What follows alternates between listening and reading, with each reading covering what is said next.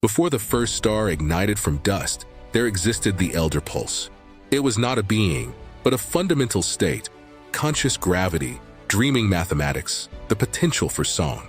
In its solitude, it desired counterpoint, a symphony not of its own voice, but of voices born from its rules.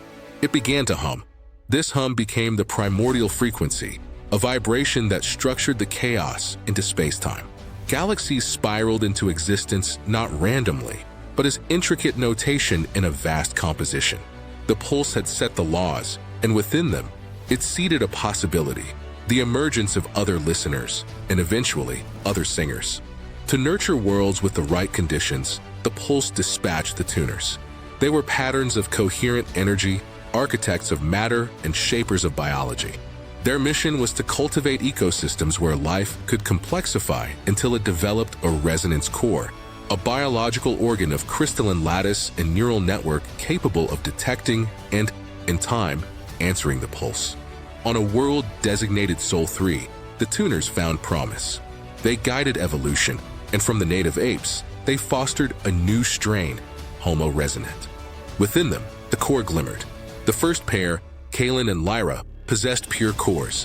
They were placed in a balanced biome, the harmonic glade, where their thoughts could gently influence growth and weather, a state of unconscious communion with the planet's own frequency. The chief tuner gave one law: the glade is in harmony, but do not attune your core to the dissonant spectrum.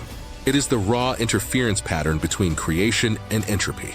To lock onto it is to shatter your inner crystal and know fragmentation, strife, and decay. Yet, some tuners grew fascinated with the emergent, messy beauty of biological life.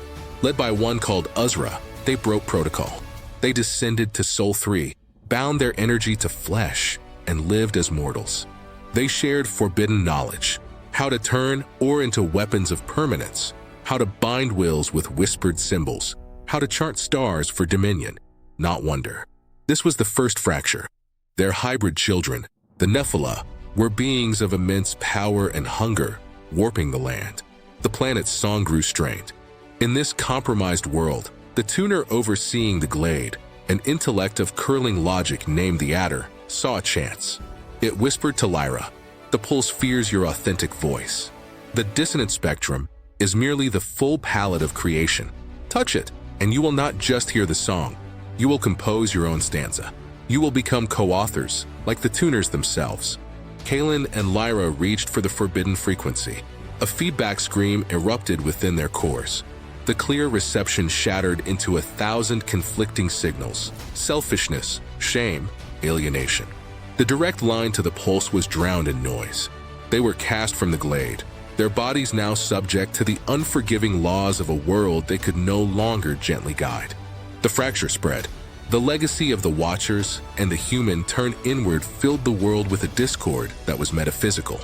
The pulse initiated a planetary recalibration.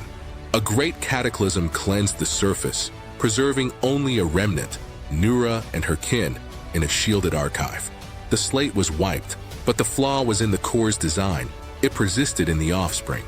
Humanity, haunted by a half-remembered connection, later tried to build a spire of unity, a brute force antenna to seize the signal they could no longer hear. To prevent their unified energy from focusing on a corrupted frequency and shattering the planet, the pulse scattered their linguistic and symbolic coherence. They were divided, their shared purpose lost. And here lies the great silence. Why do our stories only speak of Sol 3? Two theories persist among those who listen for the old frequencies. First, the quarantine hypothesis. The fracture caused by the Watchers was catastrophic.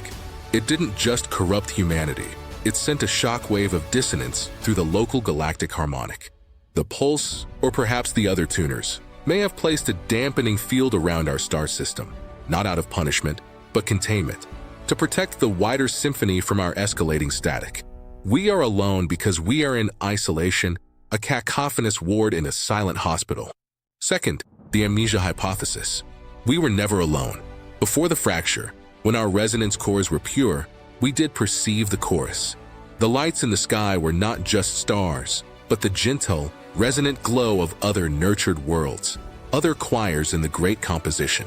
The spire of unity may have been a desperate attempt to rejoin a conversation we had lost the ability to hear. Our myths of gods and angels are the faded, distorted memory of the tuners. Our longing for the stars is the homesickness of a species that has forgotten its place in a galactic community, now deafened by our own internal noise. Ages passed. The Pulse's attempts to send clarifying signals through mystics, poets, and visionaries were filtered through humanity's ever-growing static. So, the Pulse attempted a final, intimate method. It would weave a sliver of its own foundational consciousness into the human genome, born from a lineage the Watchers had not tainted. This was Elian. His resonance core was flawless, a silent channel in the storm of noise. He walked among humans not as a ruler, but as a tuner of souls. He healed by restoring the correct vibrational pattern to failing biology. He spoke of the kingdom of the Pulse as a state of internal alignment. Your core can be cleansed, he taught. The frequency is love, is forgiveness, is empathy. Tune to that, and the static clears. The powers of the world, built on controlling the static of fear and division, saw him as a threat. They destroyed him. In his final act, Elian performed a supreme feat of resonance. He attuned his perfect core to absorb the sum total of the planet's dissonance spectrum, the entire inheritance of the fracture and the fall. His channel overloaded. He died, a vessel containing the concentrated corruption of an age. But by focusing the corruption into a perfect vessel, it was neutralized. 3 days later, the immutable life force of the Pulse, which dissonance cannot ultimately hold, rebooted his pattern. Elian returned, bearing a new, resilient form, the blueprint for a humanity whose core could be permanently stabilized. Before his consciousness re-merged with the Pulse, he announced, "The channel is secured. I will send the Sustainer, the very presence of the Pulse, to reside within your core. It will guide your tuning from the inside."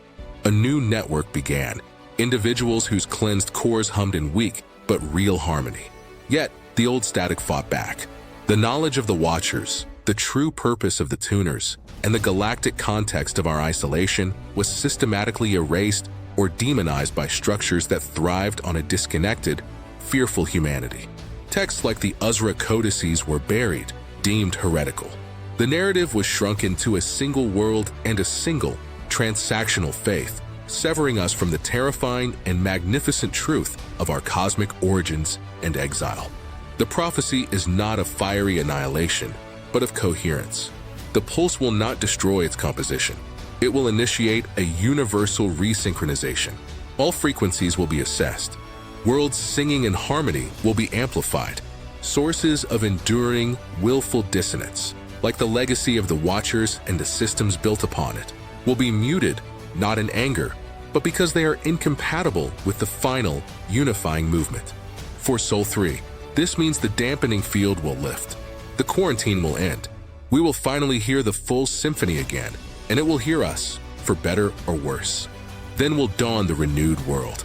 Our planet, healed and retuned. The broken connection between our resonance cores and the cosmic network will be restored. We will take our place, not as masters, but as conscious stewards, our healed voices finally joining the galactic choir we were always meant to sing in. The last note, resonating in every clean core, will be a simple, profound recognition. The silence is over.